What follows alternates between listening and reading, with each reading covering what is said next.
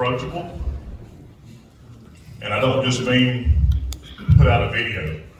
Hopefully a lot of you have seen my videos. Public forums like this, held by the sheriff's office and his command staff, to give the people a chance to speak to them. The employees need a leader instead of a boss. They need someone that goes the extra mile, that will ensure their safety and make that a priority.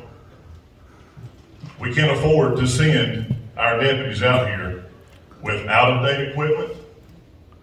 So my vision for the sheriff's office is they absolutely will not have to worry about that. They will know that the sheriff is 100% behind them, and the citizens will be informed. Thank you, Justin. Thank you, Mr. President, Sheriff Oliver. Justin, I'd like to thank the Chamber of Commerce, Maple Baptist Church for hosting this event, giving us an opportunity to speak to the citizens of the county, and hopefully put some truthful information out to you. I would first off say that I'm Rick Oliver, the Sheriff here in Yadkin County. Me and my wife, Monta, are lifelong residents of Yadkin County. And I grew up in the western part of the county, working at the back fields, learning a good work ethic out there. And if you've never worked in one, you need to try it one time. It'll teach you something. With that being said, I started my community service at age 16 with the West Yadkin Volunteer Fire Department. And then started my career in law enforcement at 18 when I went to work as a telecommunicator for the Yadkin County Sheriff's Office. Since that time, I've pretty much devoted the last 45 years of my life to law enforcement. Not only to practicing as a deputy, as a communicator, as a detention officer, a drug enforcement officer, and an administrator, but also I have worked with the communities. I have promoted a lot of different fundraisers here in this county, and I think that's what it takes, not to say to you that I'm committed to this community, but to prove it over the last 45 years of the many things that I've done. I'm in it for the long haul. I mean, I'm not a politician either. I'm a career law enforcement officer, and I believe in what we do. One of the reasons I'm running for sheriff is when I came into this office, there was a lot of rebuilding that needed to be done, and I worked very hard to bring forth a professional law enforcement agency with well-trained officers, and I worked very hard at that. I will continue to do that. I will work with the Board of Commissioners to try to provide more funding for equipment, for salaries and things that we need. But again, the Board of Commissioners is who you have to talk with about that. I appreciate working with them in the past. They've done a great job with that. We'll continue to work with them to provide a good law enforcement agency. But my main priority is what it started out to be, serve the citizens of this county. Thank you, Mr. Oliver. And then I just shuffled through my stack here. We're gonna try to get through these as effectively as we can here. There's a lot of questions that are similar, and I'm gonna do my best to make sure that I don't duplicate questions. But one of the questions that I had kind of brought to the top, and then that you had brought it up, Mr. Oliver, is how can you work effectively with the county commissioners, better the sheriff's office? Okay, for the past 11 years, I have worked with them, and you may have heard, or only if you were here, there are challenges. I understand that this county only has so much tax base to work with. I understand without raising tax property values or finding another way to fund it, they are in a difficult situation. So, but that doesn't change the fact that our deputies, telecommunicators, detention officers deserve better pay. And we're gonna have to find a way. As mentioned before, I hate to see officers come and go. We spend quite a bit of resources, quite a bit of money training these officers for other agencies. And I like to think that, apparently I've been told by many that we train good officers, and I feel good about that, but we prefer they not hire them from us. We can work together, and we can find ways. I'm hoping that they will look at other avenues to pay them more, pay studies, as they mentioned before. We've had a couple. The average salary of a deputy has went up about $5,000 since I took office, but that's not enough. We have performance pay in place now for our officers and employees that we did not have before. I developed about 2-3 years into my career as the sheriff a career path our career ladder for our employees so they would get pay increases after they've been here 3, 5, 7 years, those type of things. So we've done a lot to try to better the agency in that way. The other thing that I can do, and something we've aggressively done for the last 2 or 3 years, because there's more federal monies, more grant monies available now, we've pursued those, we'll continue to pursue those. We've picked up a couple $100,000 on grants just in the last couple of years for equipment for our officers. Thank you, Mr. Hall. Mr. President, same question, is how can you work effectively with the county commissioners to better the sheriff's office? Well, I think the county commissioners have done a great job in recent years of setting the pay scale and moving it to where it is.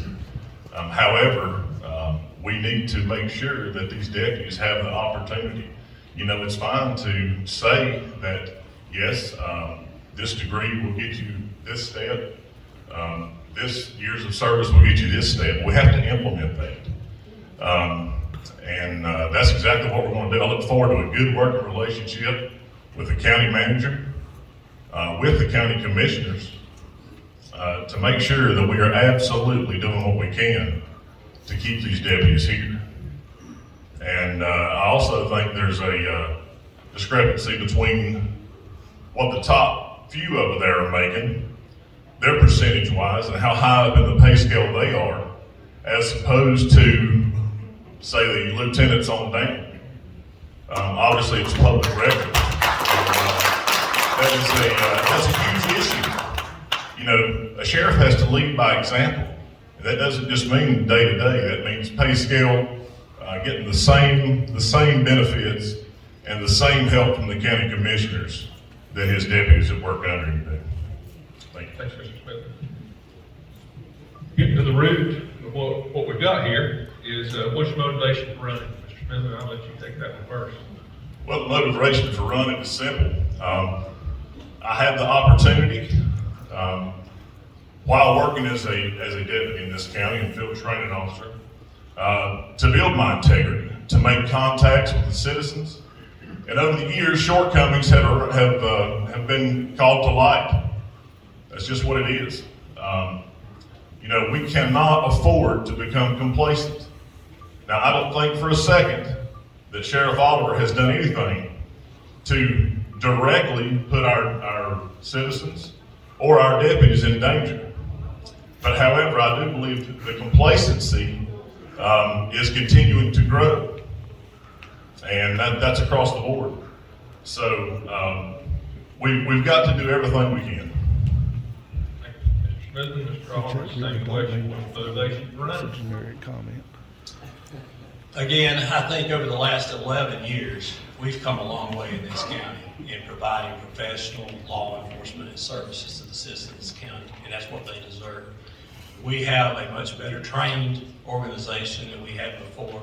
Most of our officers have completed advanced certificates in law enforcement. They went back and got degrees, and we've developed field training officer programs in our agency for both detention, sheriff's office employees, deputies, and telecommunicators. Those better trained officers serve the public well. Along with that, we don't want to back up. We don't want to go back to where we were. We've spent a lot of time and effort in bringing our sheriff's office forward. My motivation is to keep going in that direction. I feel that the county service, the citizens of this county deserve the best services available to them. And I feel that with my 45 years of experience, my education and background in management, we can do that. Management stuff right now, law enforcement is challenging, and there's a lot going on in the field of law enforcement right now that has to be addressed by good management. Thank you, Sheriff Oliver. Next question actually is on education. And there's actually three that's very similar, so I'm going to try to lump them all together. And again, like I told the other ones, if I don't do a great job of lumping them all together, just let me know. I'll do a better job to clarify. But it says, what education have you pursued to prepare you for this job? And I'll just go through all three of them, just so you have the scope of what all we're talking about here. It says, what have each of you done this past year that has prepared you for the job of sheriff, job, education, training, etc.? Please tell us about your job in law enforcement and how long you've been a law enforcement officer. That's the three questions. They're all very similar. Sheriff Oliver, I'll let you start with that one. I've been in law enforcement for 45 years. Again, I started at the age of 18. I started out with the Yadkin County Sheriff's Office. I worked telecommunicator, detention officer, patrol, investigator, drug enforcement, worked for 2 different drug task forces while I was with the Sheriff's Office. I then worked as a chief deputy, first as a lieutenant over criminal investigations and then as chief deputy. Then in 1999, I went to work for the South County Sheriff's Office. I worked there. I continued to live here and always lived here in Yadkin County. But I worked there for 11 and a half years. I was over the community policing program for the town of Louisville. That was a good experience, but it wasn't home. This is home, and I'm glad to be back here. Along with that, as I said, after high school, the Surrey Community College 2-year degree in criminal justice, 4-year degree from Gardner-Webb College. I've also attended the executive management program at Chapel Hill and the Sheriff's Leadership Institute, graduated with that from Chapel Hill. Serve on many committees and boards, and I do that to bring good information back to Yadkin County. You learn a lot being involved with this, especially with legislation that affects law enforcement in this county. Senate Bill 300 is a good example of that, which is full of things that will affect us over the next couple of years in law enforcement and things that we have to comply with through the governor's task force and the legislation that came forth in Senate Bill 300. Law enforcement is changing. We can't shoot from the hip anymore. We've got to prepare ourselves and work hard to make this work, keep ourselves out of lawsuits and trouble in law enforcement. And I thank you for that. Thank you, Mr. Hall. Mr. In the interest of time, folks, I'm going to ask if we could please hold a pause to the end. I appreciate your support of the candidates, but we'll all be able to give a loud, robust applause at the end. I think we've limited that during the other forums as well with the other candidates. So moving on, Mr. Smithman, same set of questions there on experience and education. Well, I think part of that question was what have I done in the past year. It's no secret that I resigned from the Sheriff's Office in September of 2017 and accepted a job with Henry's Construction Company, where I still work full-time to this day. I am a crew leader and run heavy equipment for them. So as far as training in the past year, I've had absolutely none. You know, my years of experience, I was hired by Sheriff Mike Kane as a dispatcher. I graduated BLET in 2010 with the Ernest Yoakley Top Gun Award. And then I served as a patrol deputy and field training officer here in Yadkin County until 2017 when I resigned. With that being said, when elected, this sheriff's office will not be based around my years of experience. I will surround myself and my command staff with experienced, knowledgeable officers. My first line of supervision will be experienced, knowledgeable officers. And together, our total years of experience will run that sheriff's office and the day-to-day. Into the ground. Next question, we'll start with you. What will it take to recruit and retain more people to fill open positions? Well, to recruit, you know, we can sit back and just say, well, it's the great resignation. Yadkin County is never going to be able to pay like the other counties. I've heard that over and over again. And we can blame it on the great resignation if we're doing all we can right now to recruit. We're absolutely not doing all we can right now. There's many platforms that we're not utilizing. A simple Google search would show you that. We have to let these deputies know. We have to highlight the benefits of working with Yadkin County. The deputies that are here to retain them, we have to be in a supportive role. And I say we as a sheriff. The sheriff has to be in a supportive role. He has to have an open door policy. Not just say he has an open door policy, but he has to have an open door policy for his employees to be able to speak to him. And he has to make time for them to be available. So just open door policy, that'll go a long way with retaining and hiring the deputies here. Thank you, Mr. Smith. Mr. Oliver, same question. What will it take to recruit and retain more people to fill open positions? Well, as Smithman alluded to, it is the great resignation. I would like to think that we're a little better off than most. We do have, out of the 90 positions, full-time positions that we currently have 10 positions open. That includes all the positions that we have open in telecommunication, also in detention, and also on patrol. And 2 of those 10 positions are new positions that we got from the Board of Commissioners. We do have recruitment efforts. We have our instructors that instruct in our local community colleges that try to recruit from those colleges, but unfortunately our BLET program is not what they used to be. Years ago, when I taught BLET in our community colleges, we'd have at least 25 or 30 in every class. Now they struggle to have 8 to 10 people to get signed up to have enough people to start a class, much less that many that finishes. There's not enough people coming through our classes, our BLET classes, to support the need for employment here in Yadkin County or the surrounding counties. We also have job fairs that we recruit by. We post our job openings. We've done a lot of interviews, but over the last couple of years trying to keep these positions filled. And we're also up against COVID. But I can tell you, with our recruitment efforts, one of the problems is, I'm not gonna reduce standards.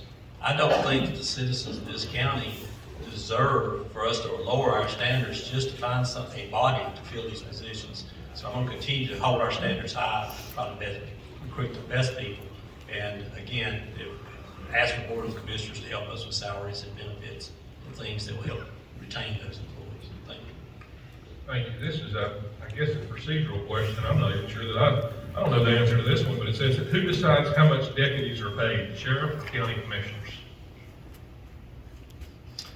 That would be the Board of County Commissioners. The sheriff has absolutely no discretion on that other than when an employee comes to work for the sheriff's office, we decide to hire them. There is a pay scale. That pay scale is developed and approved by the Board of Commissioners.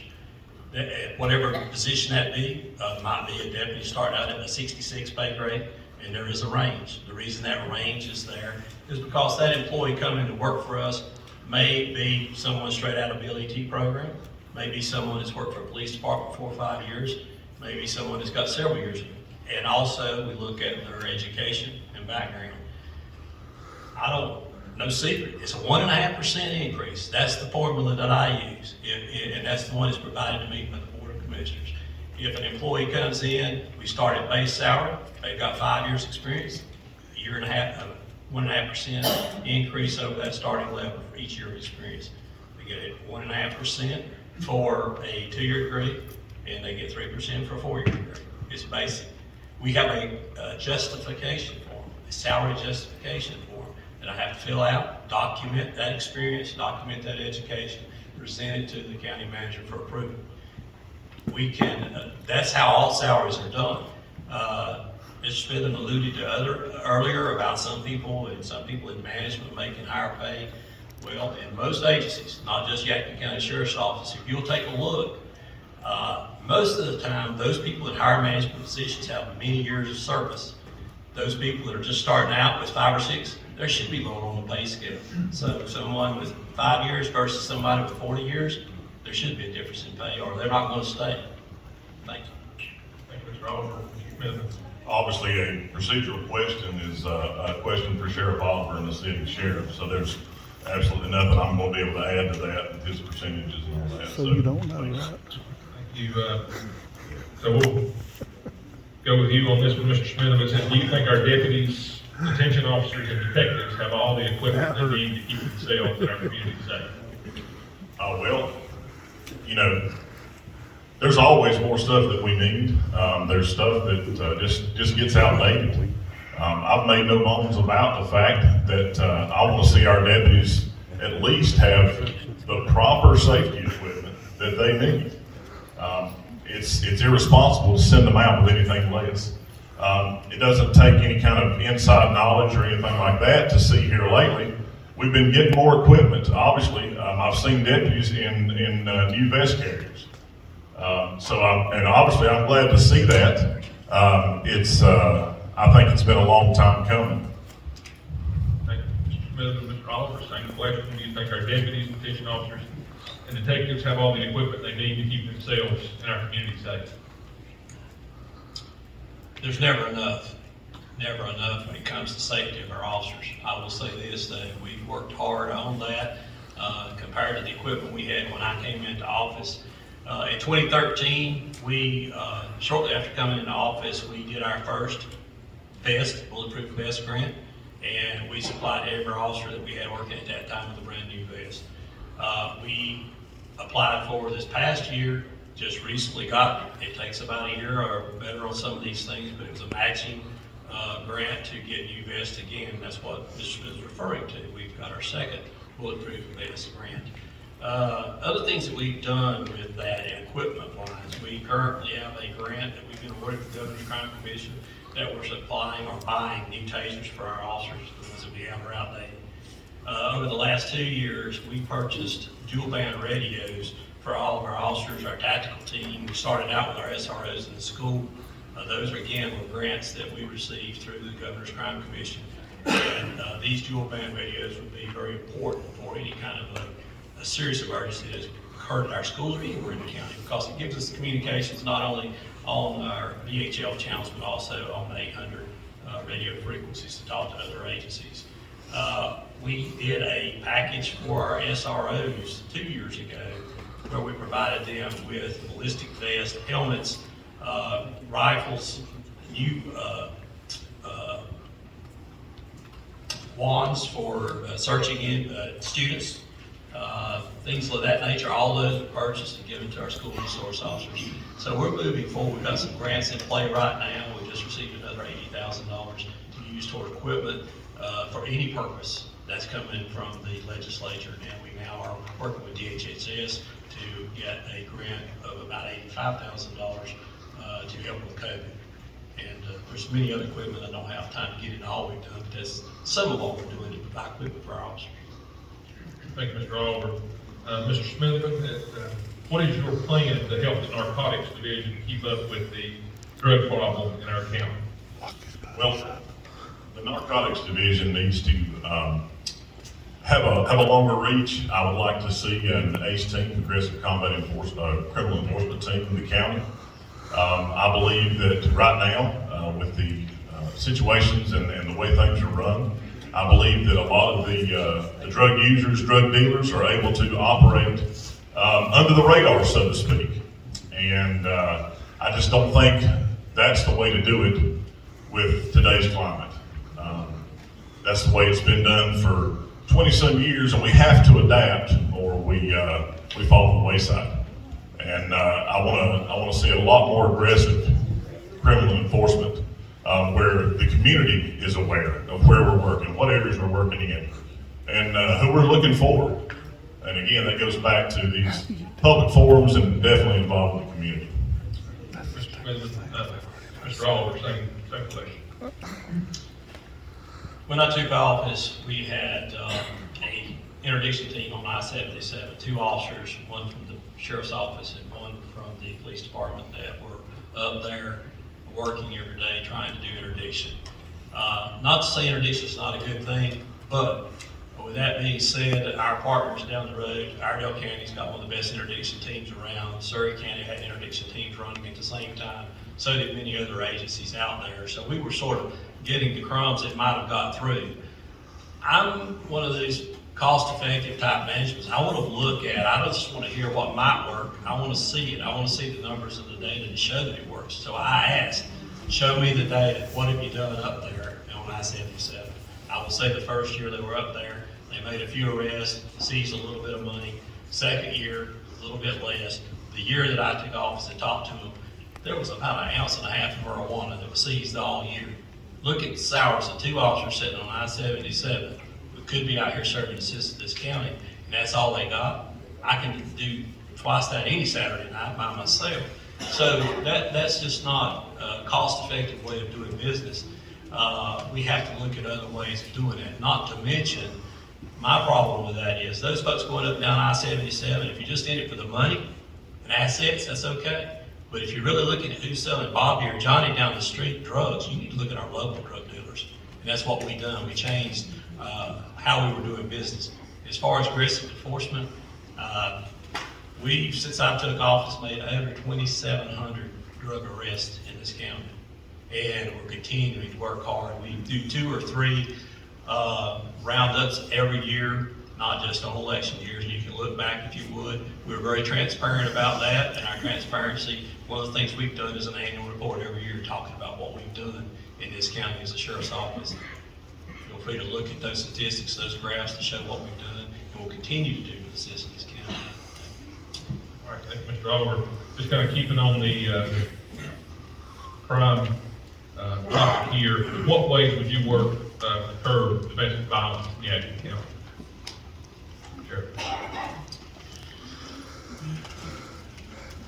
We need to continue to work on drugs for one thing, because I've always said it, about 85 to 90% of the crimes and reports that we take have something to do with alcohol or drugs.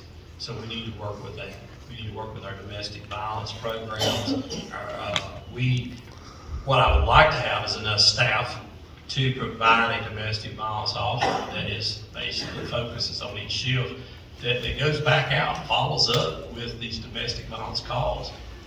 It's frustrating to go to the same house or same resident weekend after weekend every time there's a little argument. And we need to address that. And if there needs to be some counseling, or if there are assaults taking place or some crime is being committed, these officers can work with them to get them to the appropriate resources that they need to address the problem, not continue just to put Band-Aids on that. And domestic violence is a serious problem.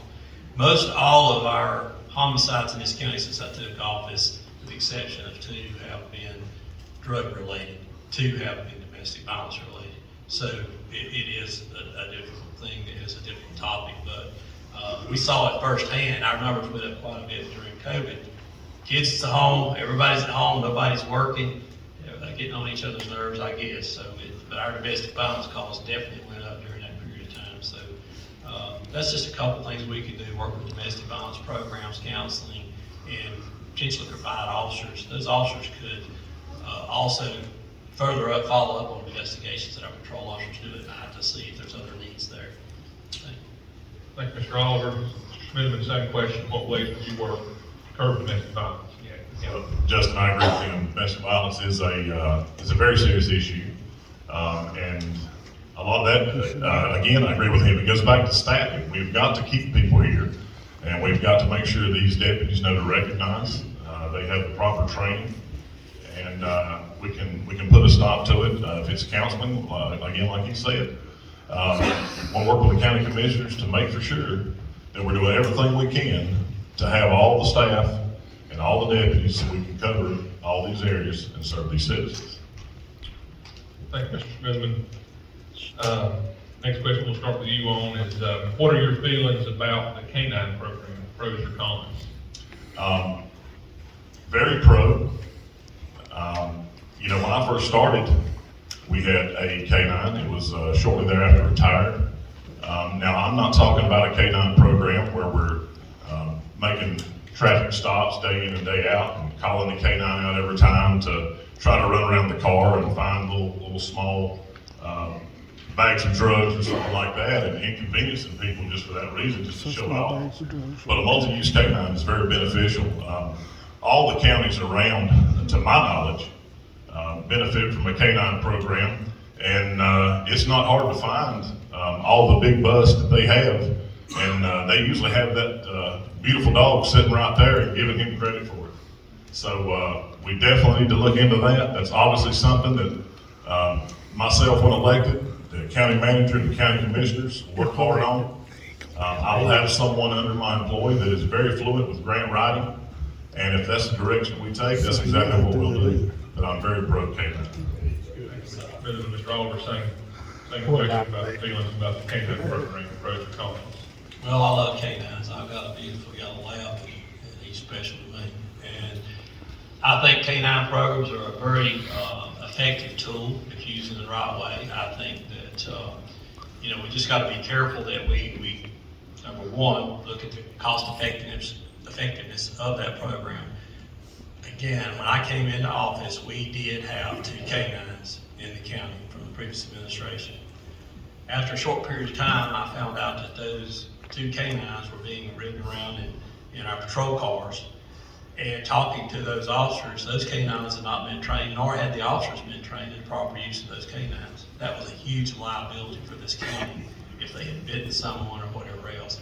I understand that the previous administration had canine business and was bringing those into the county, but I don't have that. But I do feel like there is a purpose for those. And as a matter of fact, we have talked with various canine handlers and others. That's something we would look at. But because of the cost of the program, because we are a small county and don't really have the extra manpower to do that right now, we've been utilizing the Department of Public Safety and other friends that we have mutual aid agreements with. We've never had a problem getting the canine on scene very quickly. The other thing DPS can provide to us is they can bring out 10, 12 canines and we can do drug searches in both of our high schools at the same time, sort of try to defeat the cell phones and other things that they use to let everybody know there's a canine on campus. So we have those resources available to us, we can use them. It doesn't cost us a lot to get that, and the other great thing about it is those folks use those dogs daily and train them. It takes a lot of training to keep those dogs sharp. We don't want to just ride around pets. We need good working dogs. Thank you. Thank you, Sheriff Oliver. We'll go to you on this next question. I think one of you has already mentioned grants. Escapes me on which one. But it says, how do you feel about grants to help with physicians? Oh, I think grants they're great, and I think we're doing a lot right now. Like I said, we draw down a lot of money. There's a lot more money available in the last couple of years than there has been in the past. A lot of federal money is coming down. I mentioned already the HHS grant that we got related to COVID. One thing I didn't mention earlier, we because of CARES money, a little over a year ago, we were able to purchase, not with CARES money, but it made it available for us to purchase a body scanner for our detention center to work on keeping drugs out. And that not only does it keep the drugs, but also weapons out. It's a great tool, but without that money available to us, we've never been able. It's about $150,000 for that equipment, but it's worth it because it prevents drugs from being taken into the facility, overdoses within our facility, and also weapons getting in to protect our detention officers. I mentioned also the other legislative grant that we got. We always, every year, apply for our Governor's Crime Commission grants, and those are very effective in getting, usually they're smaller, 35,000 or so per year, but that's been very beneficial. We're looking at a COPS grant now. The other thing we're looking forward to, going back to drug enforcement, is recently the large pharmaceutical companies have settled the lawsuit brought about by the state of North Carolina. Many agencies signed on. I know Yadkin County was wise and signed on to that lawsuit, and that brought down $26 billion that will be distributed among the counties over the next 18 years. That money is to be used toward opioid use, and we're looking at some programs now to try to enhance education and other ways other than just enforcement to deal with our opioid problem using some of that money. Thank you, Mr. Oliver. Mr. Spindler, same question. How do you feel about grants to help with physicians? Like I said before, I will absolutely have someone in my employ that is very fluent in grant writing, and we will go after every dollar we possibly can, obviously, with the help and the consideration of the county manager and the county commissioners, who I hope to work closely with on that aspect. But there's a lot of money out there, and smaller agencies can really benefit, and we'll go after every dollar we can, absolutely. And so, Mr. Spindler, we'll toss this one to you first. What are your thoughts on the use of drones? Use of drones? Use of drones. Drones could be very effective. Again, that would be I'm not looked at a grant for a drone, but I could see very many applications for a drone. Now, do we think that the sheriff's office needs to have a drone?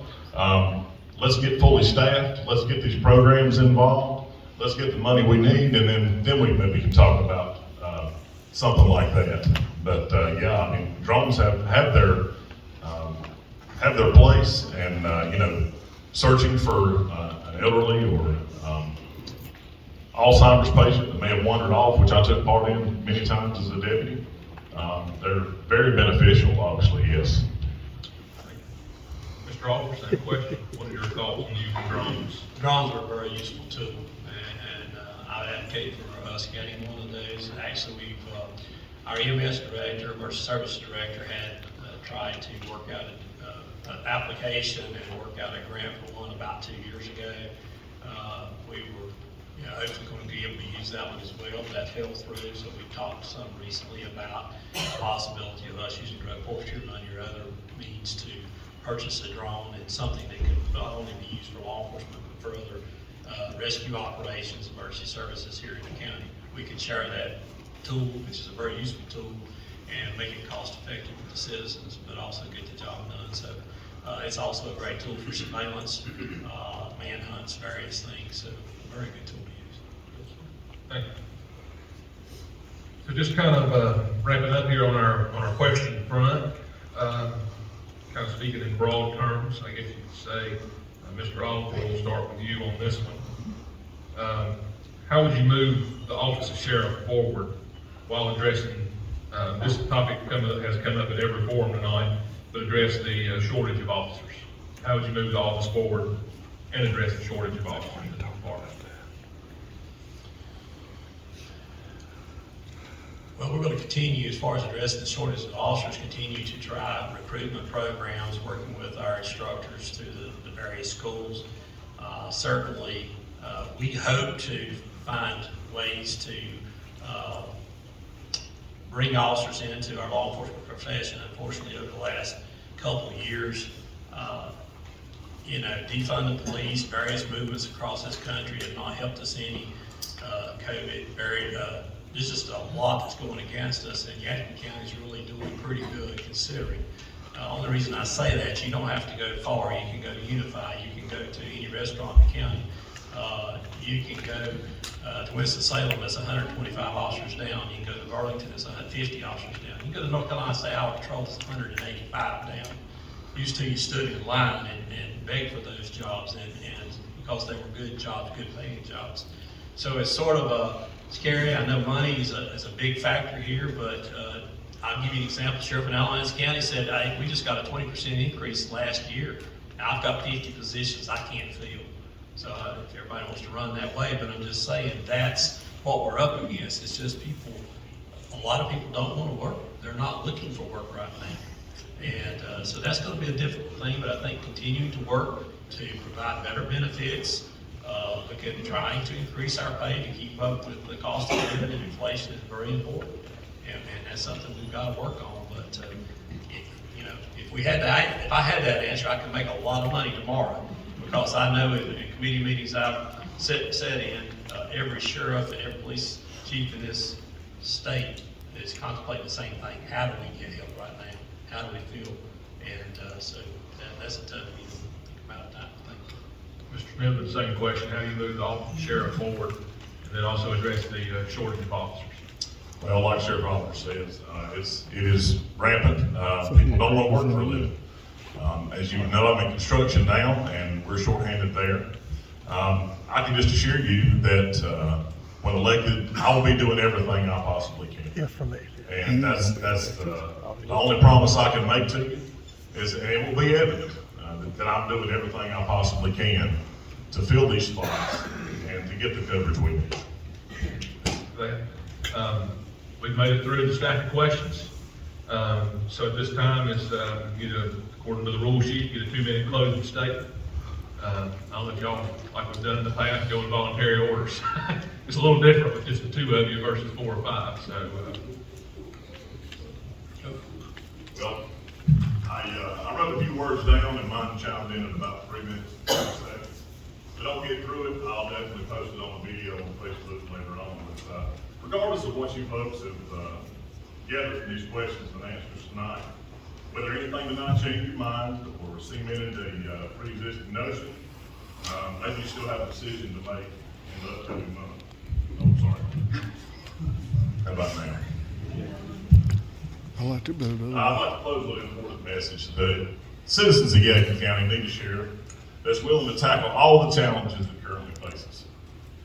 Now, externally speaking, those challenges include, but are not limited to, the inflow of drugs and resulting overdose deaths, property crime, the visibility of proactive and aggressive enforcement, response times and proper coverage of all areas, better transparency and communication with all of you.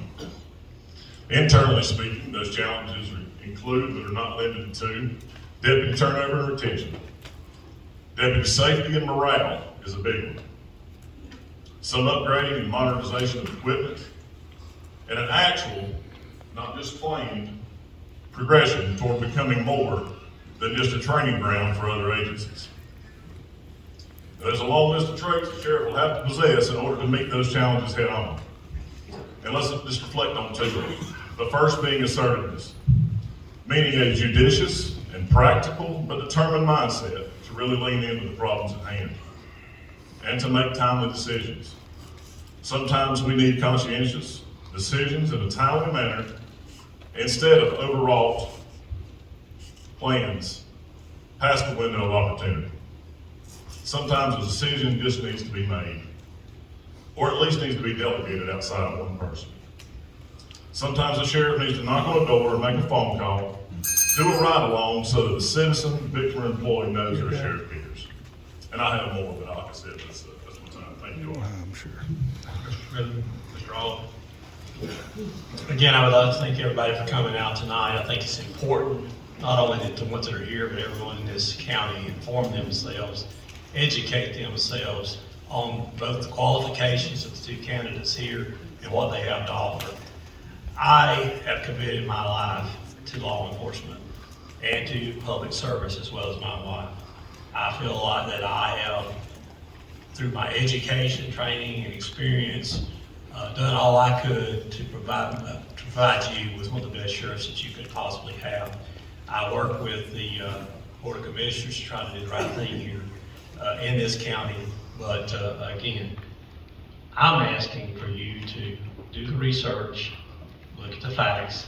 I've got a record to stand on. I'm not up here to make you promises other than one thing. I will continue to work hard for the citizens of this county. I will continue. You've got to have a service heart to do this, because it ain't about the money. And if it's about the money, you need to go home. It's just not what this is all about. I care about this county. I care about the people in it. That's what I've done in my entire life. And so we've done a lot of work over the last 11 years. I don't want to see again us back up. I've got a lot of committed, good law enforcement officers, men and women, that have also brought us to where we're at today. We do not need to back up. We need to move forward. We can do that. There's a lot of things we can do and a lot of things we have planned to make that happen here in Yadkin County if given the opportunity to do that. Again, my commitment to you is I will continue to do the best that I possibly can with the resources that I have to serve you, the citizens of this county. Thank you so much, and I appreciate your vote.